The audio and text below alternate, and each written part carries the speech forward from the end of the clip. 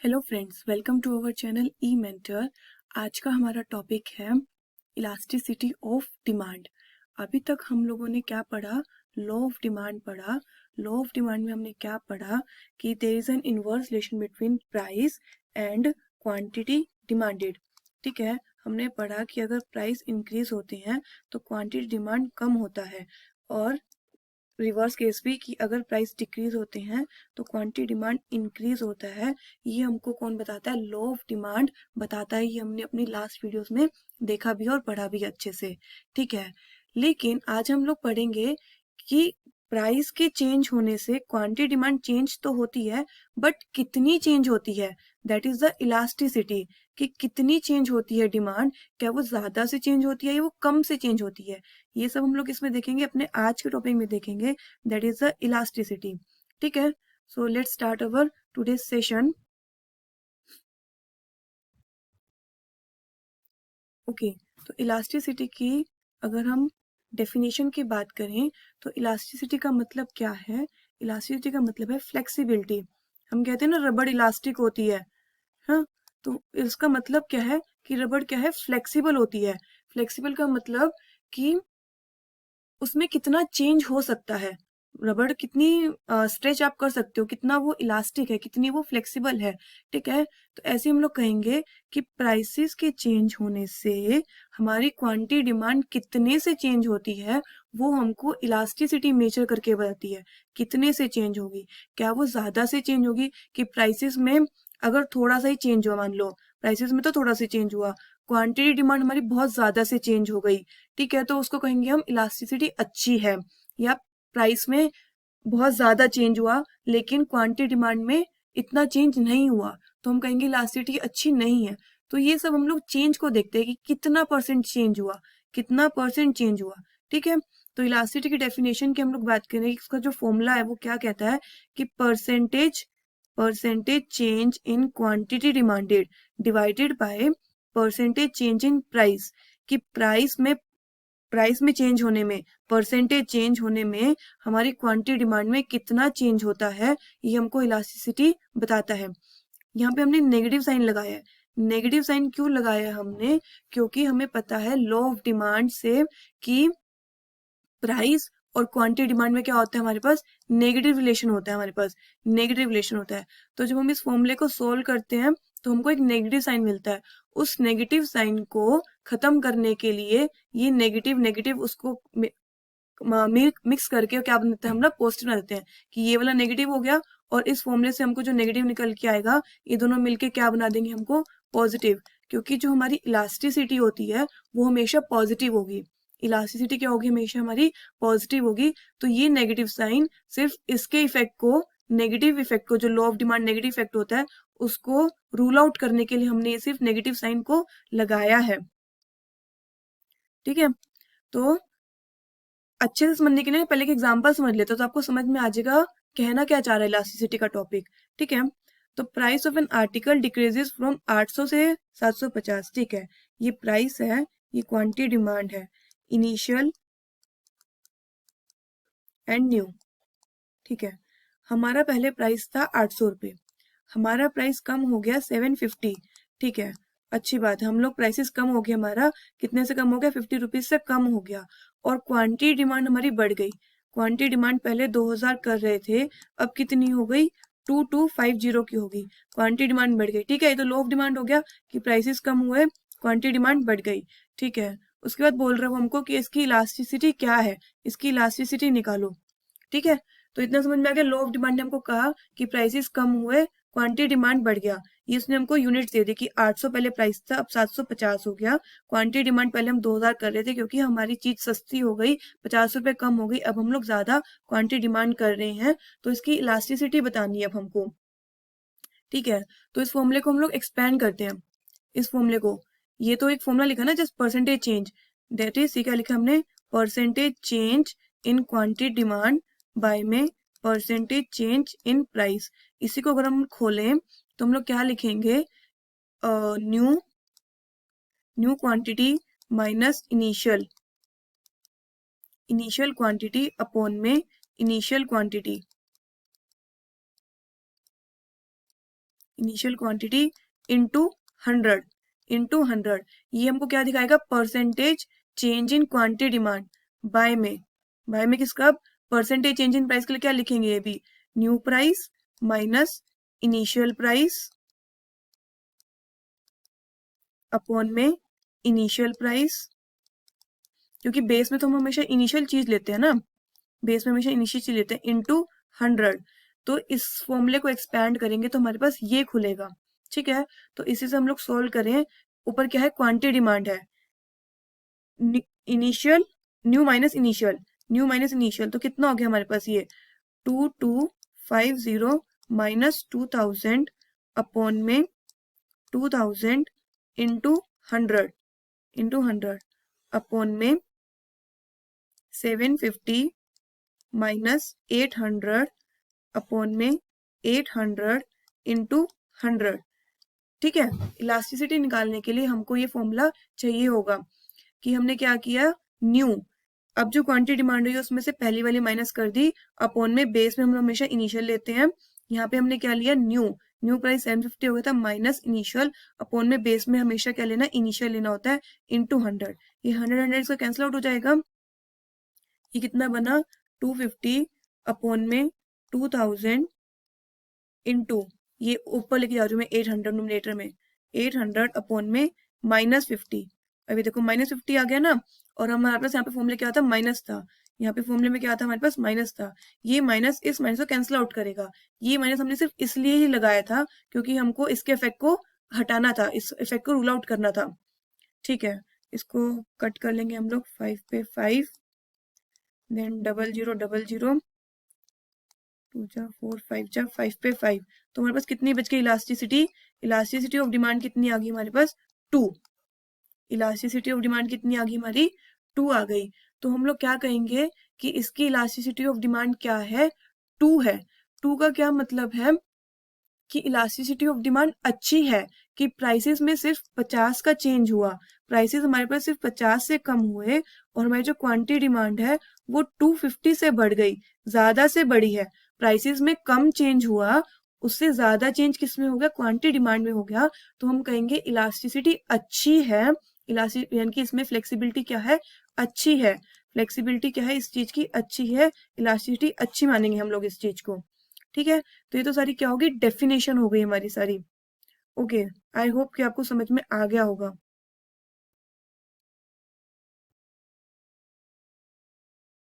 इसको फिर से एक बार देख लेते हैं हम लोग कि हमने फॉर्मूले में क्या देखा, कि इलास्टिसिटी का फॉर्मूला क्या था, percentage change in quantity demand upon में परसेंटेज चेंज इन प्राइस, कि प्राइस में कितना चेंज होने से क्वांटिटी डिमांड कितने से चेंज होगी, कि प्राइस जब चेंज होता है तो उससे क्वांटिटी डिमांड कितनी चेंज होगी, हमें उसका परसेंटेज देखना है, ये हमको इलास्टिसिटी देखती है, फ्लेक्सिबिलिटी देखनी है हमको, ठीक है।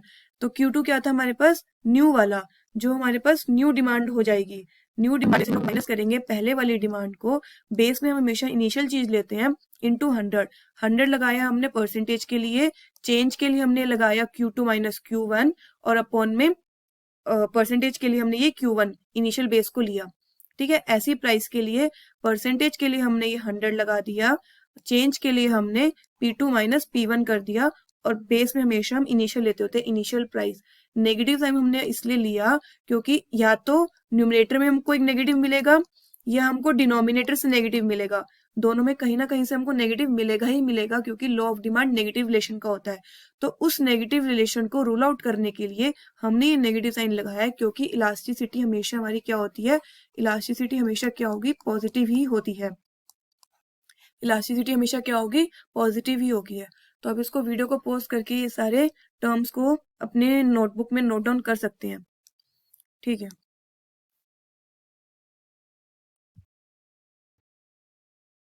तो अब हम देखते हैं इलास्टिसिटी कि हम लोग जो न्यूमेरिक टर्म्स है वो कहाँ से कहाँ तक लाई करती है।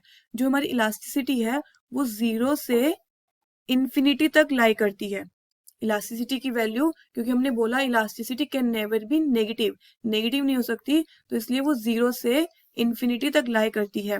जब हमारे पास इलास्टिसिटी 1 होगी, इलास्टिसिटी हमारे पास, इलास्टिसिटी ऑफ डिमांड क्या होगी, इसको मैं ईडी लिख रही हूँ, ईडी, इलास्टिसिटी ऑफ डिमांड क्या होगी हमारे पास 1, वन होने का क्या मतलब है कि जितना हमारा प्राइसेस में चेंज हो रहा है उतना ही हमारा क्वांटिटी डिमांड में चेंज हो रहा है। दोनों में अगर चेंज सेम होता है, परसेंटेज चेंज सेम होता है, तब हमारी इलास्टिसिटी 1 आती है और उसी को हम कहते हैं यूनिट इलास्टिक। उसी को हम क्या कहते हैं? Unit elastic. ठीक है, यूनिट इलास्टिक। और जब हमारी इलास्टिसिटी कितनी आती है? इन्फिनिटी। अब इन्फिनिटी कब आती है? क्योंकि हमारी देखो इलास्टिसिटी ऑफ डिमांड में क्या है? Percentage change in quantity demanded upon में परसेंटेज चेंज इन प्राइस। ठीक है, फ्रैक्शन हमारे पास इन्फिनिटी कब जाता है? जब इन्फिनिटी कब जाता है? जब न्यूमरेटर हमारा ग्रेटर हो, न्यूमरेटर हमारा ग्रेटर हो, किससे ग्रेटर हो? डिनोमिनेटर से, डिनोमिनेटर से बड़ा हो हमारे पास, तो हमारे पास क्या होता है? इन्फिनिटी। इन्फिनिटी कब जाता है हमारे पास? जब ये जीरो होगा, डिनोमिनेटर जीरो होगा, यानी कि प्राइसेस में थोड़ा बहुत भी चेंज होने पर हमारी जो क्वांटिटी डिमांड है वो बहुत ज्यादा से चेंज होती है। डिनोमिनेटर कम का क्या मतलब है कि प्राइसेस में थोड़ा सा ही चेंज होएगा और क्वांटिटी डिमांड बहुत ज्यादा से जब चेंज होएगी तो उसको हम कहेंगे परफेक्टली इलास्टिक है कोई चीज। उसको हम क्या कहेंगे? परफेक्टली इलास्टिक है। इसको भी हम डिटेल में और अच्छे से करेंगे तो वो और अच्छे से समझ में आएगा। अभी थोड़ा सा ओवरव्यू ले रहे हैं कि क्या क्या होता है। ठीक है, तो जब 1 और इन्फिनिटी के बीच में होगा, जब हम 1 और इन्फिनिटी के बीच में होंगे तो हम लोग कहेंगे रिलेटिवली इलास्टिक है, रिलेटिवली इलास्टिक। अब देखो फ्रैक्शन का 1 से ऊपर होना, 1 से ऊपर होने का क्या मतलब है कि जो न्यूमरेटर है, वो बड़ा होगा डिनोमिनेटर से, तभी हमारी फ्रैक्शन 1 से बड़ी आएगी। तो न्यूमरेटर का बड़ा होना वही मतलब कि प्राइसेस में थोड़ा सा चेंज और क्वांटिटी डिमांड ज्यादा से चेंज हो रही है। जब ये केस होगा तो हम लोग कहेंगे कि चीज क्या है? इलास्टिक है। उस गुड की जो डिमांड है वो क्या है? इलास्टिक है।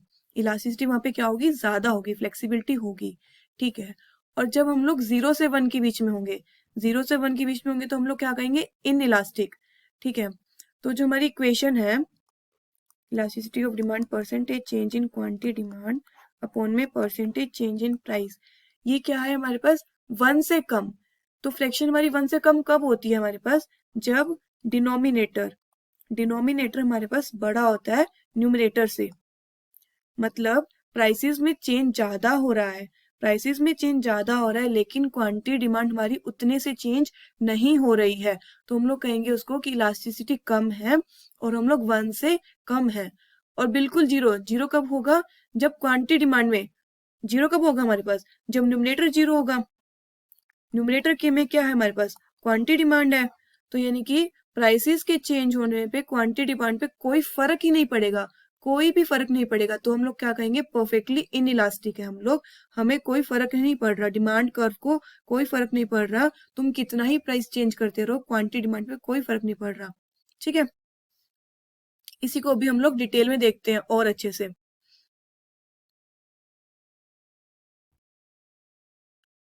ठीक है, तो यूनिट इलास्टिक, यूनिट इलास्टिक का मतलब क्या हुआ कि इलास्टिसिटी हमारे पास क्या है?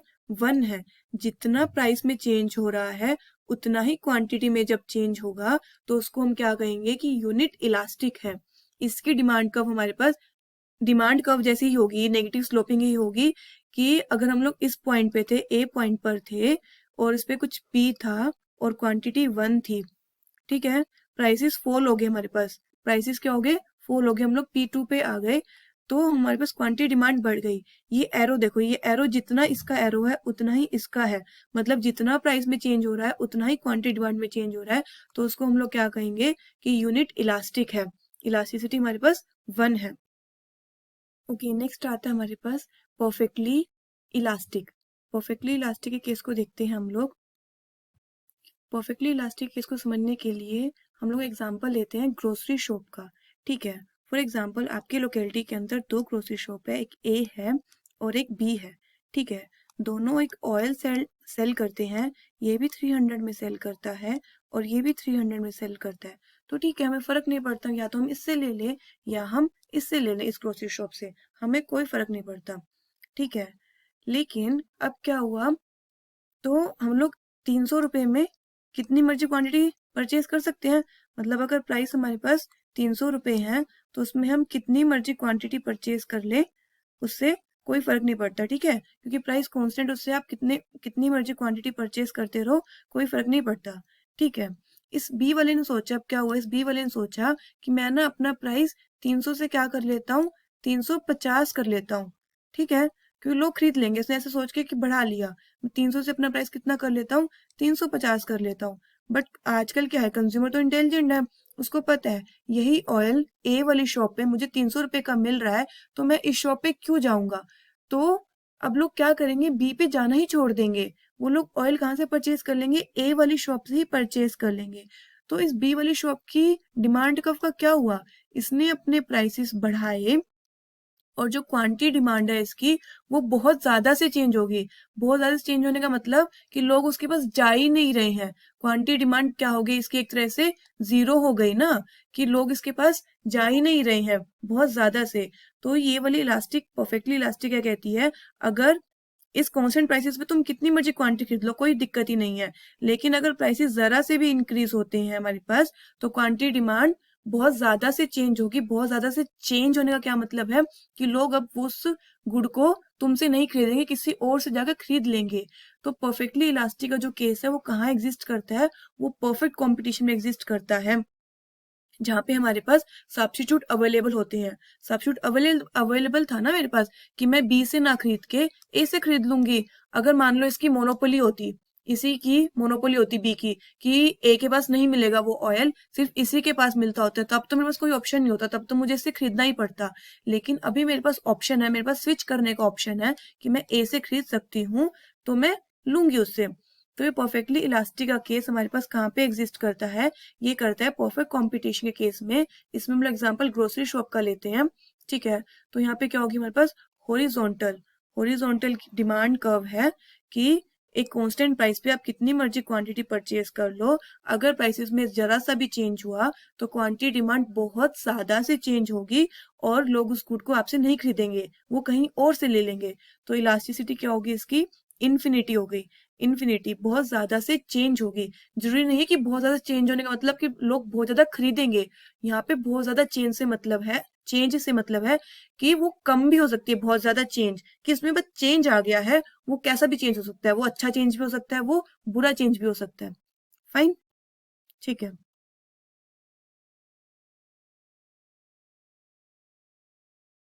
नेक्स्ट आता है हमारे पास perfectly inelastic. Perfectly inelastic हमारे पास कहाँ पे होता है, जहाँ पे मेरे पास स्विच करने के लिए ऑप्शन ही नहीं है। यानी कि नेसेसरी गुड के केस में हमारे पास जो इलास्टिसिटी होती है वो इन इलास्टिक होती है। फॉर एग्जाम्पल, हम लोग यहाँ पे किसका एग्जाम्पल लेंगे, सोल्ट का। सोल्ट क्या है, एक नेसेसरी गुड है, इसका ऑल्टरनेटिव अवेलेबल नहीं है। मुझे सोल्ट को यूज करना है तो मुझे यूज करना है। अगर सोल्ट का प्राइस 10 है तो मैं उसकी मान लो कितने पैकेट्स खरीद लूँ, मैं उसके 10 पैकेट्स खरीद लूँ अपने घर के अंदर, ठीक है। अगर सोल्ट का प्राइस 20 भी हो जाएगा तो मैं 10 ही पैकेट्स खरीदूंगी, क्योंकि मेरे घर में इतने की ही रिक्वायरमेंट होती है। अगर उसका प्राइस 30 भी हो गया तब भी मैं 10 ही क्वांटिटी डिमांड करती रहूंगी। मतलब जो इलास्टिसिटी का फॉर्मूला था, percentage change in quantity demand by में परसेंटेज चेंज इन प्राइस, ठीक है। प्राइस मतलब प्राइस में कितना मर्जी चेंज हो जाए, क्वांटिटी डिमांड में चेंज क्या रहेगा, जीरो रहेगा। क्वांटिटी डिमांड में कोई चेंज नहीं होगा, नो चेंज। क्वांटिटी डिमांड में कोई चेंज ही नहीं होगा, तो नो चेंज वाले केस को हम क्या कहेंगे, परफेक्टली इन इलास्टिक। कि अगर हमको वो गुड खरीदना है तो वो हम खरीदेंगे ही खरीदेंगे। मुझे अगर सोल्ट चाहिए क्योंकि वो मेरा एक नेसेसरी गुड है, उसका कोई सब्स्टिट्यूट अवेलेबल ही नहीं है मार्केट के अंदर, ठीक है। इसमें हम लोग वाटर का केस भी ले सकते हैं। जैसे अभी तो ठीक है वाटर फ्री है, उसका बिल नहीं आता है, कल को लेकिन अगर वाटर का बिल आने लग जाए, उसका बिल कितना ही इंक्रीज होता रहे, सरकार उसका अगर हमसे कितना ही प्राइस चार्ज कर ले, हम उसकी क्वांटिटी डिमांड को कम नहीं कर सकते। हमारे घर में जितना पानी यूज हो रहा है वो होगा ही, क्योंकि वाटर का कोई भी सब्स्टिट्यूट अवेलेबल नहीं है। तो जो हमारे पास नेसेसरी गुड्स होते हैं उसकी इलास्टिसिटी क्या होती है, हमारे पास इन इलास्टिक होते हैं, वो परफेक्टली इन इलास्टिक होते हैं। हमारे पास इलास्टिसिटी जीरो होती है, क्वांटिटी में कोई चेंज नहीं होता, जितनी हम खरीद रहे थे पहले भी अभी भी हम उतनी ही खरीद रहे हैं। तो ये क्या होगी हमारे पास, वर्टिकल डिमांड कर्व होगी हमारे पास, ये होगी वर्टिकल डिमांड कर्व। ठीक है, नेक्स्ट आता है हमारे पास रिलेटिवली इनइलास्टिक। नेक्स्ट कौन सा आता है, रिलेटिवली इनइलास्टिक। ठीक है, इनइलास्टिक मतलब कि नो चेंज वाला ही केस है, बट थोड़ा बहुत चेंज तो होगा कि रिलेटिवली, ज्यादा नहीं होगा, थोड़ा बहुत होगा। मतलब अगर हमारे पास इलास्टिसिटी ऑफ डिमांड क्या है, percentage change in quantity demand upon में परसेंटेज चेंज इन प्राइस। ठीक है, मतलब ये लेस देन 1 है। लेस देन 1 कब होगा हमारे पास, जब हमारे पास डिनोमिनेटर बड़ा होगा, मतलब प्राइसेस में ज्यादा चेंज हो रहा है और क्वांटिटी डिमांड में कम चेंज हो रहा है। यहाँ पे हमारे पास ज्यादा चेंज हो रहा है प्राइसेस में और क्वांटिटी डिमांड में हमारे पास कम चेंज हो रहा है। उस केस में क्या होगा, रिलेटिवली इनइलास्टिक। मतलब अगर हम लोग पहले, ये साइन गलत लग गए हैं, ये ऐसे आएगा, ये साइन ऐसे आएगा। ठीक है, मान लो अगर हम लोग पहले इस पॉइंट पे थे, इस ए पॉइंट पे थे, इस पे कोई पी प्राइस था और क्वांटिटी डिमांड थी। अगर प्राइसेस बढ़े, ज्यादा प्राइसेस बढ़ गए ना हमारे पास, प्राइसेस के ज्यादा बढ़ने पे क्वांटिटी ज्यादा से चेंज नहीं हो रही है, ये एरो ऐसे है, प्राइसेस के ज्यादा चेंज होने पे क्वांटिटी हमारे पास ज्यादा चेंज नहीं हो रही है, उसको हम कहेंगे रिलेटिवली इनइलास्टिक है। इलास्टिसिटी हमारे पास लेस देन 1 है। ठीक है, ये केस कब होता है हमारे पास, ये भी वही, क्योंकि इनइलास्टिक वाला केस हमारे पास थोड़ा थोड़ा तब होता है जब हमारे पास सब्स्टिट्यूट अवेलेबल नहीं होते, जब हमारे पास सब्स्टिट्यूट अवेलेबल नहीं होते। जैसे मोनोपोली, मोनोपोली की जो डिमांड कब होती है वो कैसी होती है, रिलेटिवली इनइलास्टिक होती है। ठीक है, अगर मेरे को रेलवे, जैसे रेलवे की मोनोपोली है, अगर मुझे कहीं दूर जाना है और मुझे रेलवे से ही जाना है तो मुझे जाना पड़ेगा। अगर उसके प्राइसेस बहुत ज्यादा बढ़ जाएंगे, रेलवे के प्राइसेस कल तक अगर एक टिकट 500 की थी, आज वो 1000 की भी हो जाएगी, तो मेरी क्वांटिटी डिमांड पे उतना फर्क नहीं पड़ेगा, थोड़ा बहुत ही पड़ेगा, क्योंकि मेरे पास उसका सब्स्टिट्यूट अवेलेबल ही नहीं है, मेरे पास ऑप्शन ही नहीं है कहीं स्विच करने का। जब हमारे पास ऑप्शन नहीं होता स्विच करने का, तो हमारे पास इलास्टिसिटी क्या होती है, इन इलास्टिक होती है हमारे पास। ठीक है, बिल्कुल ही ऑप्शन नहीं है तो परफेक्टली इन इलास्टिक हो जाएगी। थोड़ा बहुत ऑप्शन है कि बस से जा सकते हैं या एयरवे से जा सकते हैं, तब हम लोग क्या कहेंगे, रिलेटिवली इन इलास्टिक हो जाएगी हमारे पास। ठीक है, ओके, नेक्स्ट आता है हमारे पास रिलेटिवली इलास्टिक। रिलेटिवली इलास्टिक का मतलब, अब इलास्टिक है थोड़ी बहुत, यानी कि थोड़े बहुत सब्स्टिट्यूट अवेलेबल होंगे हमारे पास, मेरे पास सब्स्टिट्यूट अवेलेबल होंगे। ठीक है, मेरे पास स्विच करने के लिए ऑप्शन होगा, तो तब हमारे पास क्या होती है चीज, तब हमारे पास डिमांड क्या होती है, इलास्टिक होती है। इलास्टिक का मतलब क्या होगा, जब हम लोग 1 से, इलास्टिसिटी जो होगी हमारे पास 1 से बड़ी होगी और इन्फिनिटी से छोटी होगी हमारे पास। इलास्टिसिटी जो होगी हमारे पास, एक सेकेंड, जो हमारे पास इलास्टिसिटी होगी वो लेस देन इन्फिनिटी होगी और ग्रेटर देन 1 होगी हमारे पास। जब हमारे पास ऐसा होगा तो हम लोग क्या कहेंगे, रिलेटिवली इलास्टिक। मतलब प्राइसेस में चेंज कम हो रहा है, प्राइसेस में चेंज कम हो रहा है और क्वांटिटी डिमांड में चेंज ज्यादा हो रहा है। Percentage change in price, percentage change in quantity demand upon में परसेंटेज चेंज इन प्राइस। ठीक है, तो यानी कि यहाँ पे हमारे पास greater than 1, greater than 1 case कब होगा हमारे पास, जब न्यूमरेटर बड़ा होगा, यानी कि इसमें कम चेंज हो रहा है, प्राइसेस में कम चेंज हो रहा है, लेकिन क्वांटिटी डिमांड में बहुत ज्यादा से चेंज हो रहा है, तब हम लोग क्या कहेंगे, रिलेटिवली इलास्टिक है डिमांड, रिलेटिवली क्या है, इलास्टिक है। तब, और ये वाला हमारे पास कब होता है, ये वाला केस, जब हमारे पास सब्स्टिट्यूट अवेलेबल होते हैं। सब्स्टिट्यूट क्या है, अवेलेबल है, और या फिर लग्जरी गुड, क्योंकि हमारे पास पता है अगर प्राइसेस ज्यादा बढ़ेंगे तो ऑप्शन है, स्विच कर सकते हैं और कोई लग्जरी गुड ले लेंगे या फिर नहीं लेंगे हम लोग, तो हमारे पास ऑप्शन है। नेसेसरी गुड तो हमें लेना ही लेना पड़ेगा, नेसेसरी गुड में ऑप्शन नहीं है। सॉल्ट खाना है तो मुझे, मतलब सब्जी में चाहिए तो चाहिए ना, तो वो वहां पे इनलास्टिक हो जाता है नेसेसरी गुड के केस में। लग्जरी गुड है, नहीं मिल रहा तो ठीक है, इसके बिना भी काम चल सकते हैं, जिंदगी जी जा सकती है। ठीक है, तो जब हमारे पास लग्जरी गुड होता है उस केस में हमारे पास इलास्टिसिटी क्या होती है, रिलेटिवली, तो डिमांड कब क्या होती है हमारे पास, रिलेटिवली इलास्टिक होती है हमारे पास। फाइन, हो जाएगा। और अच्छे से इसको हम लोग क्वेश्चन में क्वेश्चंस के पॉइंट ऑफ व्यू से कर सकते हैं कि क्वेश्चन में कैसा पूछा जाता है। जब हम लोग इलास्टिसिटी के क्वेश्चन करेंगे तब ये टॉपिक और अच्छे से आप लोगों को क्लियर हो जाएगा। Okay fine, thank you so much.